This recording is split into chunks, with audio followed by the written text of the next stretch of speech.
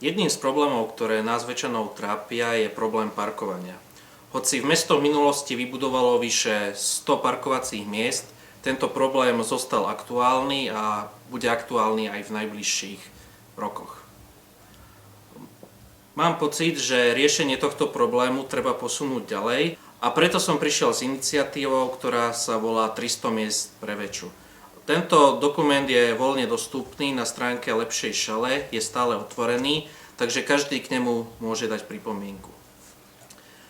Hlavnou ideou bolo poukázať na možnosť vybudovania nových parkovacích miest, čo je však dôležité, tieto parkovacie miesta nepôjdu na úkor zelene. V uplynulých dňoch som spolu so zástupcami mesta prešiel celé sídlisko a vytipovali sme niekoľko plôch, kde môžu vzniknúť parkovacie miesta.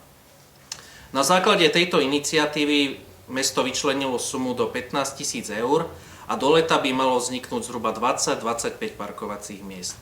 Tieto miesta budú umiestnené na uliciach Slnečná, Holého, Cintorínska a Narcisová.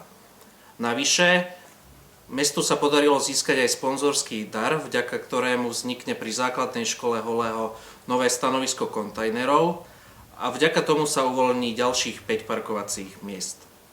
Je zrejmé, že takýmto tempom by realizácia môjho projektu trvala 10 rokov, čo nie je ideálne.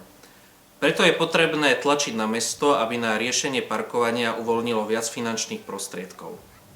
Občania však majú aj ďalšiu možnosť, ako sa dostať k parkovacím miestam. Tou možnosťou je program mesta, na základe ktorého je možné si zaplatiť vybudovanie svojho parkovacieho miesta. Je to výhodné jednak pre mesto, pretože vznikne nové parkovacie miesto a tiež je to výhodné aj pre ľudí, pretože získajú 3-ročný prenájom, ale zaplatia iba za 2 roky.